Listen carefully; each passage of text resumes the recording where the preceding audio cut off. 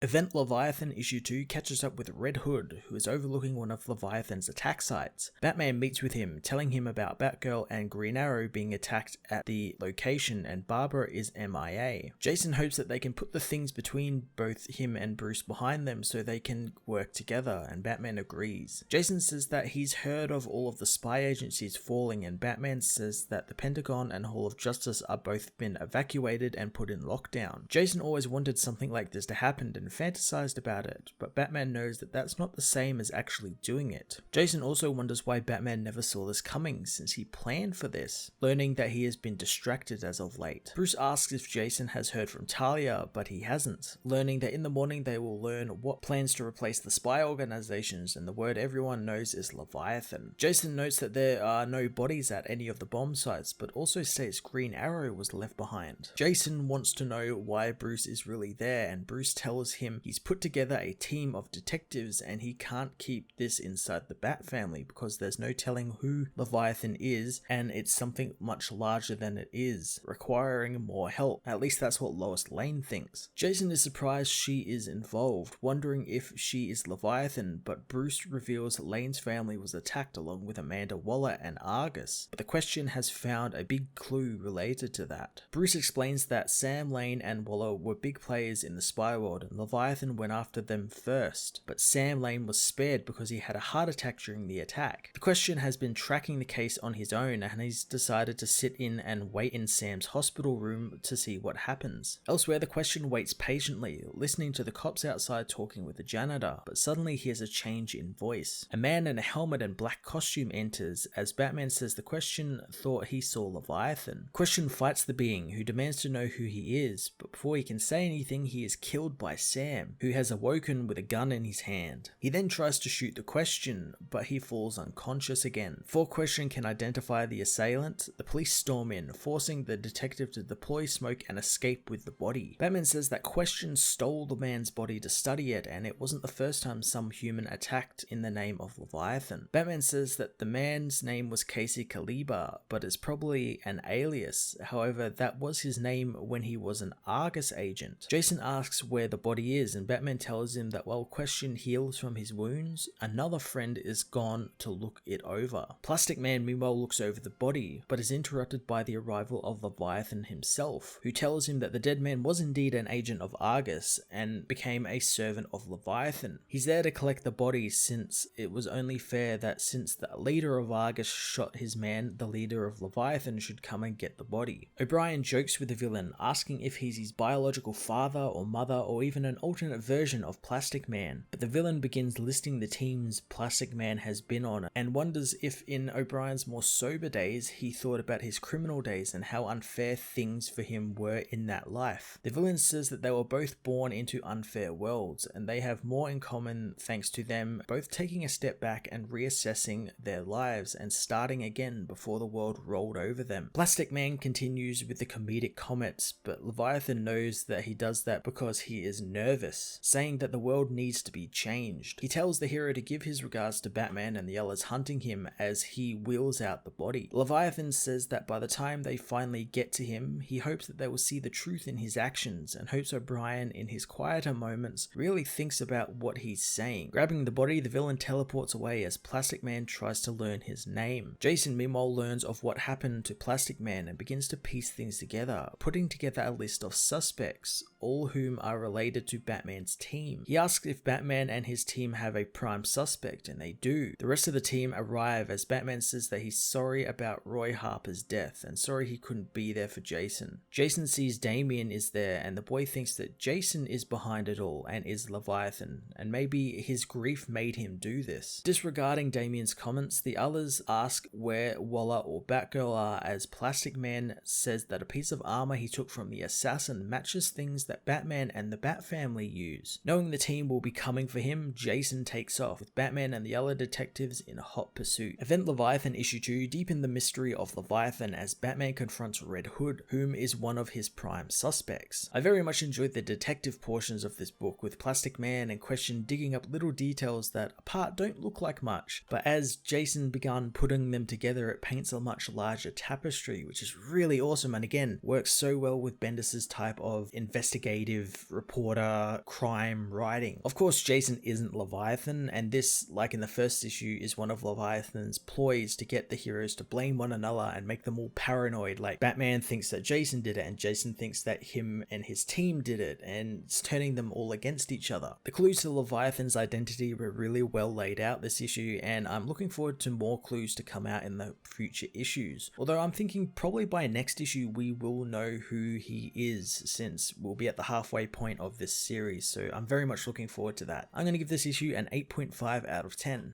Hey everyone, thanks for watching my newest video. If you enjoyed it, you might also like to check out my other reviews here on my channel. You can also follow me on various social media platforms like Twitter by searching Matt_FOS, or even join the Comic Multiverse Discord server and chat with other comic book fans, including myself and Joel from Cape Joel. Want cheap comics and trades? Head over to the book depository with the link in the description to get the cheapest trades and comics around, along with free shipping anywhere in the world. Until next time, this has been Matt of the Fortress of Solitude. Thank you so much for watching.